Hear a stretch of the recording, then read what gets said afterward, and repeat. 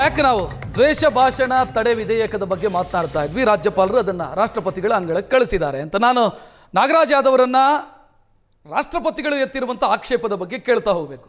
ಒಂದು ಆರ್ಟಿಕಲ್ 14 ರಾಜ್ಯಪಾಲರು ಎತ್ತಿರುವಂತಹ ಆಕ್ಷೇಪದ ಬಗ್ಗೆ ಕೇಳಬೇಕು. ಆರ್ಟಿಕಲ್ 14, 19, 21 ಇದರ ಉಲ್ಲಂಘನೆ ಆಗುತ್ತೆ ಅಂತ ಅವರು ಗಂಭೀರ ವಿಚಾರವನ್ನೇ ಪ್ರಸ್ತಾಪ ಮಾಡಿ ಇದನ್ನ ರಾಷ್ಟ್ರಪತಿಗಳ ಅಂಗಳಕ್ಕೆ ಕಳಿಸಿರೋದು ಅನಿಸೋದಿಲ್ವಾ ನಿಮ್ಗೆ? ನ್ಯಾಚುರಲ್ ಜಸ್ಟಿಸ್ ಏನು ಗೊತ್ತಾ, ನಿಮ್ಗೆ ಏನೋ ಕನ್ಫ್ಯೂಷನ್ ಇದೆ, ಯಾರಿಗೆ ಬರೀಬೇಕು ನೀವು ಮೊದಲು?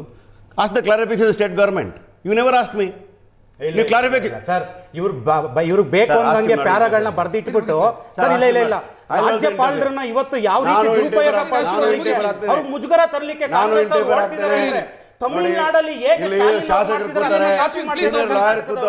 ಇವತ್ತು 130 ಶಾಸಕರನ್ನ ಕೊಟ್ಟು ಸರಿಯಾಗಿ ಆಡಳಿತ ನಡೆಸಲಿಕ್ಕೆ ಆಗ್ತಿಲ್ಲ ಇವ್ರಿಗೆ.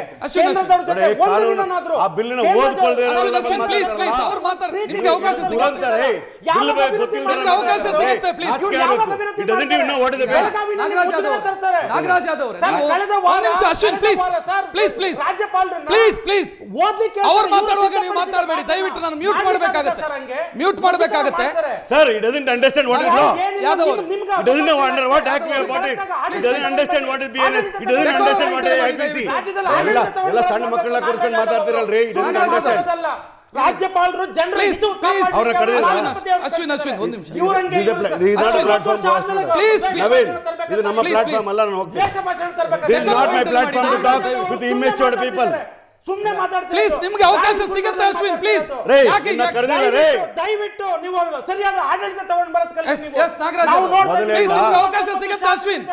ದಿನ ಬೆಳಿಗ್ಗೆ ಏನ್ರಿ ಡಿಬೇಟ್ ಮಾಡ್ತಾ ಇದ್ದೀರಿ? ನೋ ವಾಟ್ ಕೈಂಡ್ ಆಫ್ ಯಾಕೆ ಅಸಹನೆ ಯಾಕೆ Ashwin? Please please behave your self.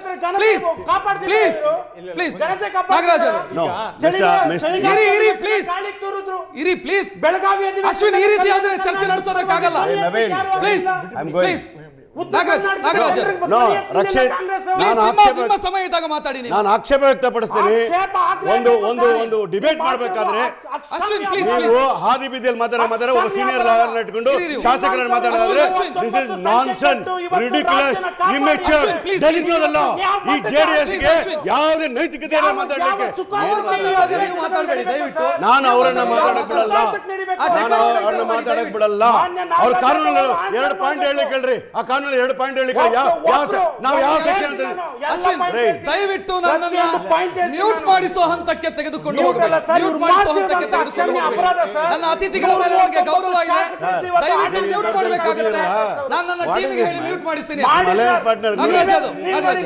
ನನ್ನ ಮಾತನ್ನು ನಾನು ಕೇಳೋದಕ್ಕೆ ಅವಕಾಶ ಕೊಡ್ತೀನಿ. ಇದೇ ಕಾಂಗ್ರೆಸ್ ಇದನ್ನೇ ಮ್ಯೂಟ್ ಮಾಡಿಸಂತ ಕೆಲಸ ಐ ವಿಲ್ ನಾಟ್ ಟಾಕ್. ಇಲ್ಲಿ ಡಿಬೇಟ್ ಮಾಡಿ. ಅಶ್ವಿನ್ ಯಾಕ್ರಿ ಹಿಂಗೆ ಹೊರಗಾಕ್ರಿ ಅಂತ ಮೈಕ್ ಬಂದ್ ಮಾಡ್ರಿ. ಕಾನೂನು ಗೊತ್ತಿಲ್ಲದೆ ಕುತ್ಕೊಂಡು ಮಾತಾಡ್ತಿರಲ್ಲ. ಬ್ರಿಂಗ್ ಸೀನಿಯರ್ ಎಮಿನೆಂಟ್ ಲಾಯರ್ ಕಾನೂನು ಬಗ್ಗೆ ಗೌರವ ಇಲ್ಲ, ಸಂವಿಧಾನದ ಗೌರವ ಇಲ್ಲ, ಏನ್ ಮಾತಾಡ್ತಾರೆ ಗೊತ್ತಿಲ್ಲ. ಈ ಡಿಬೇಟ್ ಬಗ್ಗೆ ವಿಚಾರ ಗೊತ್ತಿಲ್ಲ ಕರ್ಕೊಂಡ್ಬಂದು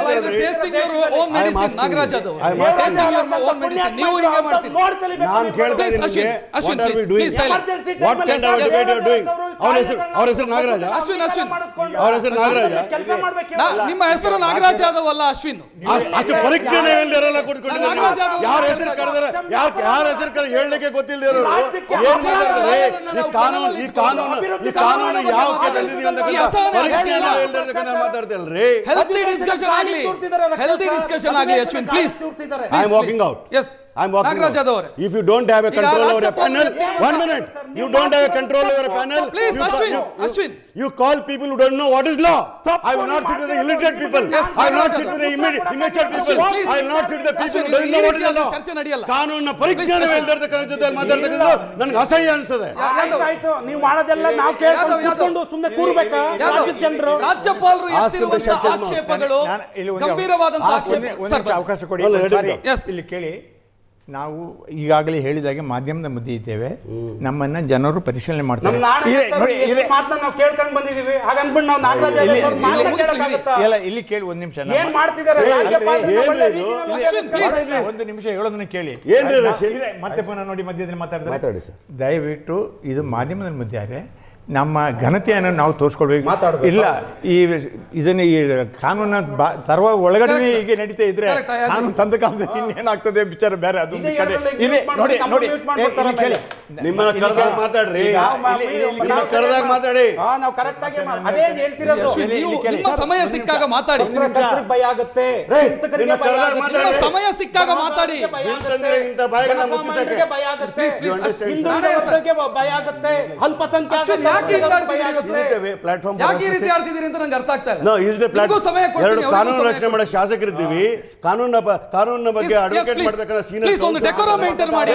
ಒಬ್ಬರು ಮಾತಾಡುವಾಗ ಮತ್ತೊಬ್ಬರು ನೋಡಿ ಸರ್, ನಾನು ಈಗ ಇವರು ರಾಜ್ಯಪಾಲರು ಎತ್ತಿರುವಂತಹ ಆಕ್ಷೇಪದ ಬಗ್ಗೆ ಕೇಳಿದ್ರೆ ಸೀರಿಯಸ್ ಕನ್ಸರ್ನ್ ಅಲ್ವಾ? ಇರ್ಲಿ ಸರ್. ಈಗ ಇವರು ಈ ಬಿಲ್ನ ಅಪೋಸ್ ಮಾಡ್ತಾ ಇದ್ದಾರೆ. I have no problem because is an advocate, is got something to tell, let him tell. I don't have an objection. ನನ್ನ ಹೆಸರನ್ನ ಕರೆದಾಗ ಬೇರೆಯವ್ರು ಮಾತಾಡ್ತಕ್ಕಂಥದ್ದು ಔಚಿತ್ಯನಾ, ಸಭ್ಯತೆನಾ?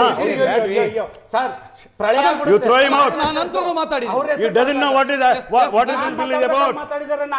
ಯಾವ ಕಾನೂನು ತಂದಿದೆ? ಯಾಕೆ ಹಿಂಗೆ ಆಡ್ತಿದ್ರಿ ಎಲ್ಲರೂ ಇವತ್ತು ಅಂತ ನನಗೆ ಅರ್ಥ ಆಗ್ತಿಲ್ಲ.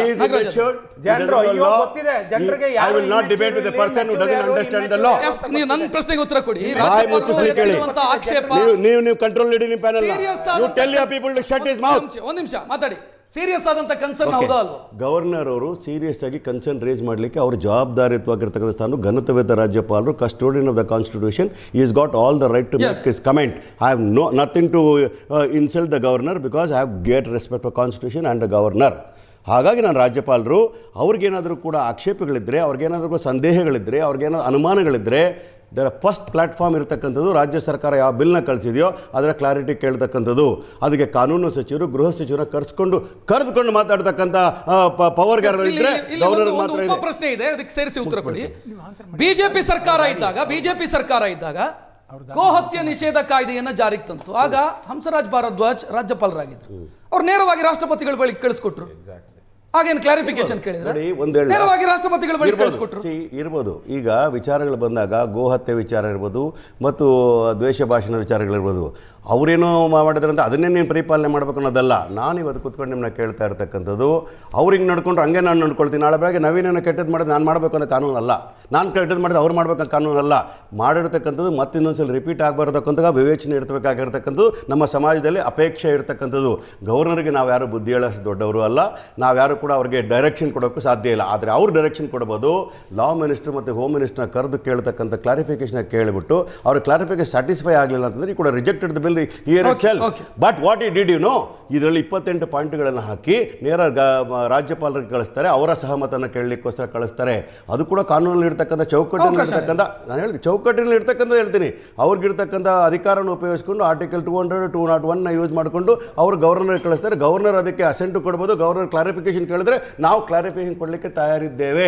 ಗವರ್ನರ್ ಅದು ಮತ್ತೇನಾದ್ರು ಅದ್ರ ಬಗ್ಗೆ ಏನಾದರೂ ವ್ಯಾಖ್ಯಾನಗಳು ಮಾಡಿದ್ದಾದರೆ ಅದನ್ನು ಆ ಪರಿಭಾಷೆಯನ್ನು ಏನಾದರೂ ಕೂಡ ನಮಗೆ ಎಕ್ಸ್ಪ್ಲನೇಷನ್ ಕೊಡಿ ಅಂದರೆ ನಾವು ಖಂಡಿತವಾಗ್ಲೂ ಕೂಡ ಕೊಡ್ತೇವೆ. ಬಿಕಾಸ್ ವಿ ರೆಸ್ಪೆಕ್ಟ್ ದ ರಾಷ್ಟ್ರಪತಿಗಳನ್ನು ಕೂಡ ಕೊಡ್ತೇವೆ. ನಾನು ಕೇಳ್ತಾ ಇರ್ತಕ್ಕಂಥದ್ದು ಎಲ್ಲೋ ಒಂದು ಕಡೆ ಮಿಸ್ಸಿಂಗ್ ಲಿಂಕ್ ಇರೋದು ಎಲ್ಲಿ ಅಂತಂದರೆ, ನಾವು ಒಬ್ಬ ಗವರ್ನರ್ ಆಗಿರ್ತಕ್ಕಂಥವ್ರು ಮೊನ್ನೆ ನಡೆದಂಥ ವಿಚಾರಗಳಿರ್ಬೋದು ಮತ್ತು ಇವತ್ತು ನಡೆದಂಥ ವಿಚಾರಗಳದು. ಗವರ್ನರ್ ಬಂದಾಗ ನಾನು ಕೂಡ ಭಾಷಣ ಮಾಡಿದ್ದೇನೆ ಅಂದರೆ, ನವೀನ್ ಕೂಡ ಭಾಷಣ ಮಾಡಿದೆ. ನಾವು ಯಾರು ಕೂಡ ಗವರ್ನರ್ಗೆ ಅಗೌರವ ತೋರಿಸುವುದು ಪ್ರಶ್ನೆ ಅವರಿಲ್ಲ. ಅವರ ಅಧಿಕಾರವನ್ನು ಚಲಾಯಿಸ್ತಾರೆ.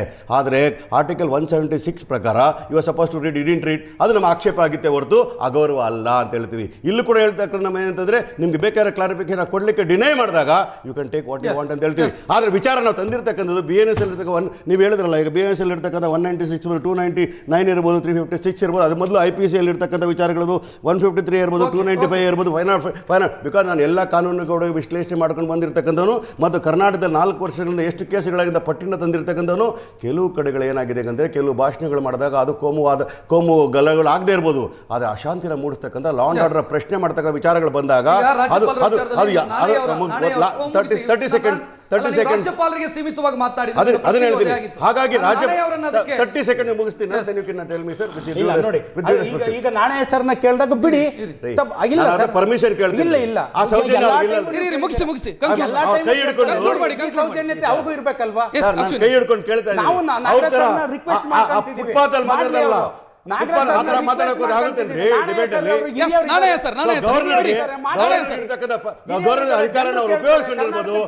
ರಾಜ್ಯದಲ್ಲಿ ನಾವು ಮೊಟ್ಟ ಮೊದಲ ಬಾರಿಗೆ ರಾಜ್ಯಪಾಲರು ಕಾಪಾಡಬೇಕು. ಕೊಡಗಿನಲ್ಲಿರ್ಬೋದು, ಮಾಡಿದ್ರಿ ಏನಾಯ್ತು ಕೇಳಿದ್ರು ಸರಿ ಇಲ್ಲ. ರಾಜ್ಯಪಾಲರು ಕ್ಲಾರಿಫಿಕೇಶನ್ ನಮ್ಮ ಬಳಿ ಕೇಳಬಹುದಿತ್ತು, ಅದರಲ್ಲಿ ಏನಾದರೂ ಬದಲಾವಣೆಗಳಿದ್ರೆ ನಮಗೆ ಮಾಡಿಕೊಳ್ಳೋದಕ್ಕೆ ಅವಕಾಶ ಇತ್ತು, ರಾಷ್ಟ್ರಪತಿಯ ಅಂಗಳಕ್ಕೆ ಕಳಿಸ್ಕೊಟ್ಟಿದ್ದಾರೆ ಅನ್ನೋದು ಅವರ ಆಕ್ಷೇಪ ಇದೆ. ಈಗ ಇದನ್ನ ಅಸೆಂಬ್ಲಿಯಲ್ಲೂ ಇದರಲ್ಲಿ ಕೂತ್ಕೊಂಡು ಮಾತಾಡಿ ಡಿಸೈಡ್ ಮಾಡಿಬಿಟ್ಟು ರಾಜ್ಯಪಾಲರಿಗೆ ಕಳಿಸ್ಕೊಟ್ರೆ ಮತ್ತೆ ಪುನಃ ಅವ್ರನ್ನ ಅದರಲ್ಲಿ ಒಂದು ವಿಚಾರ ಅಲ್ಲ, 5-6 ವಿಚಾರಗಳನ್ನು ತಫ್ಸೀಲಾಗಿ ಮಾಡಬೇಕಾಗಿತ್ತು. ಬಾಕಿ ಬಿಲ್ಗಳನ್ನೆಲ್ಲ ಪಾಸ್ ಮಾಡಿದ್ದಾರೆ ಅವರು. ಇದರಲ್ಲಿ ಯಾಕೆ ಈ ಪರೀಕ್ಷೆ ಬಂತು ಅಂದರೆ ಅವರು ಮತ್ತೆ ಪುನಃ ಕರೆದು ಕೇಳಿದರೆ ಅವ್ರು ಹೇಗೆ ಡಿಸೈಡ್ ಮಾಡೋಕ್ಕಾಗ್ತದೆ. ಮತ್ತೆ ಪುನಃ ಕೆಲವು ವಿಚಾರಗಳನ್ನು ಮತ್ತೆ ಪುನಃ ಅಸೆಂಬ್ಲಿಗೆ ತರಬೇಕು. 15 ದಿವಸ ಅಸೆಂಬ್ಲಿಯಲ್ಲಿ ಇದು ದಿಢೀರ್ ನಮ್ಮ ಸ್ನೇಹಿತರು ಹೇಳಿದರು ಅದನ್ನು 9 ಗಂಟೆ ಡಿಸ್ಕಷನ್ ಮಾಡಿದ್ದೇವೆ, ಅಲ್ಟಿಮೇಟ್ಲಿ ಬಂದಿದ್ದಾರೆ ಅಂತ. ಆದರೂ ಈ ಪರಿಸ್ಥಿತಿ ಕಾನೂನಲ್ಲಿ ಒಳಗಡೆ ಬರುವುದು ಸೂಕ್ತ ಅಲ್ಲ. ರಾಜ್ಯಪಾಲರು ಪ್ರೆಸಿಡೆಂಟಿಗೆ ಇದನ್ನು ಅಪ್ರೂವಲ್ಗೆ ಕಳಿಸಿದ್ದು ಸೂಕ್ತ ಆಗಿರ್ತದೆ ಅಂತ ನಾನು ಹೇಳ್ತೇನೆ, ಬಿಕಾಸ್ ಕಾನೂನು ದೃಷ್ಟಿಯಿಂದ. ಅದಕ್ಕಾಗಿ ಅದನ್ನ ಬಗ್ಗೆ ದಯವಿಟ್ಟು ನನ್ನ ಸ್ನೇಹಿತರು 3 ಜನರು ಕೇಳ್ಕೊಳ್ತೀನಿ, ಒಬ್ಬರು ಮಾತಾಡೋದು ದಯವಿಟ್ಟು ಅವ್ರಿಗೆ ಪೂರ್ತಿ ಅವಕಾಶ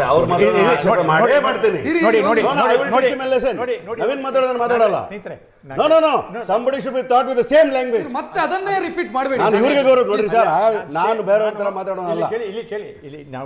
ನಾನು ಈಗಾಗಲೇ ಹೇಳಿದ್ದೇನೆ, ನಾವು ದೂಷ ಬಂದು ಬಹಳ ಜನ ನಿಮ್ಮ ಗೌರವ ಇಬ್ಬರು ಎಲ್ಲರ ಗೌರವ ನೋಡಿ ವಿಚಾರದಲ್ಲಿ ತುಂಬಾ ಅವರು ಮಾತಾಡಕ್ಕೆ ನಾನು ಬಿಡುವುದಿಲ್ಲ, ಬರೆದಿಟ್ಕೊಳ್ಳಿ ನೀವು. ಗೊತ್ತಿದೆ, ಅದಕ್ಕಾಗಿ ದಯವಿಟ್ಟು ಮಾತಾಡೋಣ. ಈ ರೀತಿ ಇದ್ದ ಕಾರಣದಿಂದ ಇದು ಕಳಿಸಿದ್ದು ಸೂಕ್ತ ಅಂತ ನಾನು ಹೇಳ್ತಿದ್ದೇನೆ. ಈಗಾಗಲೇ ನಾನು ಆಗಲೇ ಹೇಳಿದ್ದೇನಲ್ಲ, ಇದೇ ವಿಚಾರ ಮೊದಲು ಸತಿ ಇದರಲ್ಲಿ ಬಂತು, ಪಾರ್ಲಿಮೆಂಟಲ್ಲೇ ಬಂತು. ಪಾರ್ಲಿಮೆಂಟ್ ಬಂದು ಅದು ಡ್ರಾಪ್ ಆಗಿ ಬಂತು. ಈಗ ಅದು ಅದರ ಗಣನೆಗೆ ತಗೊಳ್ಬಾರ್ದಿತ್ತೇನು? ಅದನ್ನೇ ಯಾರು ಮಾತಾಡಿಗೆ ಹೋಗಲಿಲ್ಲ, ಅಸೆಂಬ್ಲಿಯಲ್ಲೂ ಇದರಲ್ಲೂ ಕೌನ್ಸಿಲಲ್ಲೂ ಮಾತಾಡಲಿಕ್ಕೆ ಹೋಗಲಿಲ್ಲ. ಮಾಡಿದರೆ ಈ ಪರಿಸ್ಥಿತಿ ಬರ್ತಿರ್ಲಿಲ್ವೋ ಏನೋ ಅಂತ ಒಂದು. ಎರಡನೇ ನಾನು ಏನು ಹೇಳಿದೆ ಅಂದರೆ, ನಮ್ಮ ಕಾನೂನಿದೆ, ಆ ಕಾನೂನನ್ನು ಕೆಲವು ಮಾಡಿಫಿಕೇಷನ್ನೇ ಮಾಡ್ಕೊಳ್ಬೋದಿತ್ತು, ದ್ಯಾನ್ ಬ್ರಿಂಗಿಂಗ್ಗೆ ಹೊಸ ಕಾನೂನನ್ನು ತರುವಂಥ ಪರಿಸ್ಥಿತಿ ಇಲ್ಲ ಅಂತ. ಸ್ನೇಹಿತರೆ ದಯವಿಟ್ಟು ನಾನು ಮುಗಿಸ್ತೇನೆ. ಮಧ್ಯದಲ್ಲಿ ಯಾರು ದಯವಿಟ್ಟು ಮಾತಾಡಿದ್ರೆ ಮನ್ರೇಗದಲ್ಲಿ ಹಂಗೆ ಮಾಡ್ಬೋದಾಯ್ತಲ್ಲ. ನೀವು ಅವ್ರ ಜೊತೆ ಚರ್ಚೆ ಮಾಡಬೇಡಿ. ನವೀನ್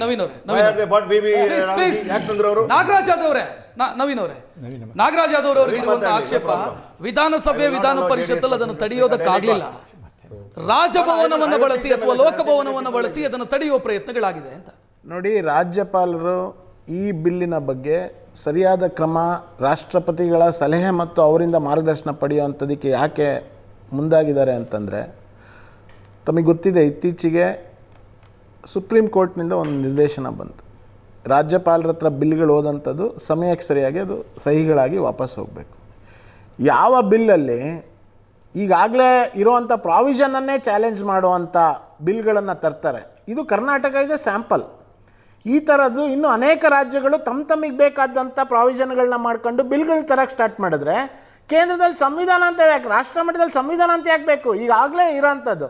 ಈಗ ನಾಗರಾಜ್ ಯಾದವ್ ಅವರಿಗೆ ನಾನು ಪ್ರಶ್ನೆ ಕೇಳ್ತೇನೆ, ನಾಗರಾಜ್ ಯಾದವ್ ಅವರು ಇಷ್ಟೊಂದು ರಾಜ್ಯಪಾಲರು ನಮ್ಮನ್ನು ಕರೆಸ್ಬೋದಿತ್ತು, ಕೇಳ್ಬೋದಿತ್ತು. ಈಗ ಅವ್ರು ಆ ಥರ ಹೇಳೋದಾದರೆ, ಈ ಸೆಡೇಷನ್ನಲ್ಲಿ A1 ಆರೋಪಿ ಹಿಂದೆ ಇರೋಂಥ ಸಂವಿಧಾನದಲ್ಲಿರೋ ಆರ್ಟಿಕಲಲ್ಲಿ A1 ಆರೋಪಿ ಯಾರು ಗೊತ್ತಾ? ರಾಹುಲ್ ಗಾಂಧಿ. ಅದರಲ್ಲಿ ಸ್ಪಷ್ಟವಾಗಿ ಹೇಳಿದೆ, ನಮ್ಮ ದೇಶದ ಸಾವರಿನಿಟಿಗೆ ಧಕ್ಕೆ ತರುವಂಥ ರೀತಿಯಲ್ಲಿ ಯಾರಾದರೂ ಒಬ್ಬರು ಈ ದೇಶದ ನಾಗರಿಕರು ಹೊರ ದೇಶದಲ್ಲಿ ಹೋಗಿ ಮಾತಾಡಿದ್ರೆ he is contempting the provision of constitution ಅಂತೇಳಿ ರಾಹುಲ್ ಗಾಂಧಿ ಎಷ್ಟು ಸರಿ ಹೋಗಿ ಮಾತಾಡಿದ್ದಾರೆ? ಇದೇ ಅಲ್ಲ, ನೀವು ಕೇಳಿ ಒಂದು ನಿಮಿಷ, ಹೌದು ಮಾತಾಡಿದ್ದಾರೆ ನೋಡಿ. ರಾಹುಲ್ ಗಾಂಧಿ ಮಾತಾಡೋದು ತಪ್ಪಲ್ಲ, ಆದ್ರೆ ಯಾರು ಎಕ್ಸೆಪ್ಷನ್ಸ್, ಯಾರು ಯಾವ ವಿಷಯದ ಬಗ್ಗೆ ಮಾಡಿದ್ರೆ ಅವ್ರ ಮೇಲೆ ಕ್ರಮ ತಗೋಬಹುದು ಅನ್ನೋದು ಸ್ಪಷ್ಟವಾಗಿ ಹೇಳಿದ್ದಾರೆ.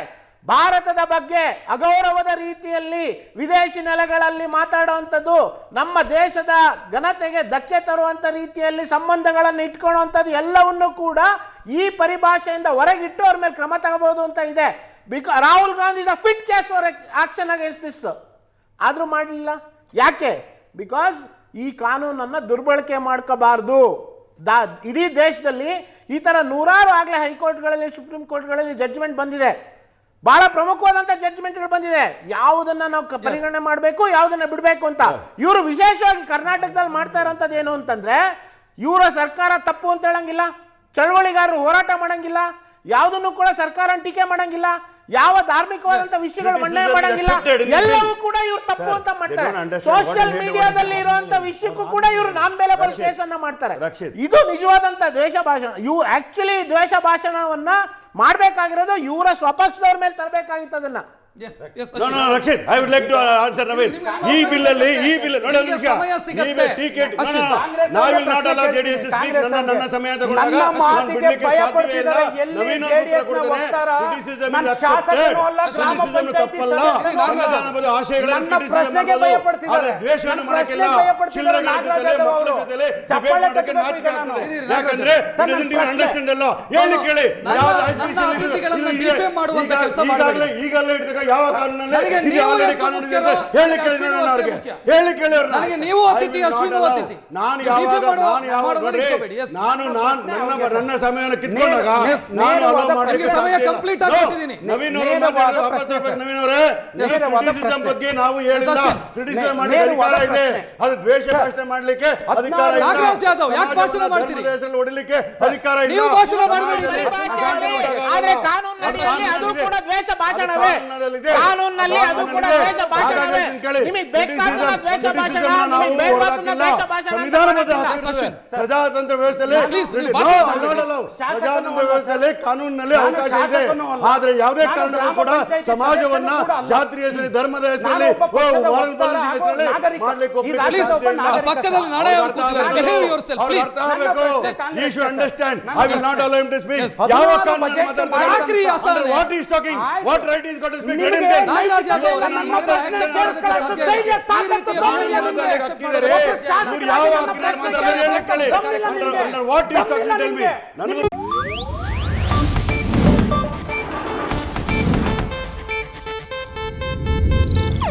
ಇದು ಏಷ್ಯಾನೆಟ್ ನ್ಯೂಸ್ ನೆಟ್ವರ್ಕ್ ಪ್ರಸ್ತುತಿ.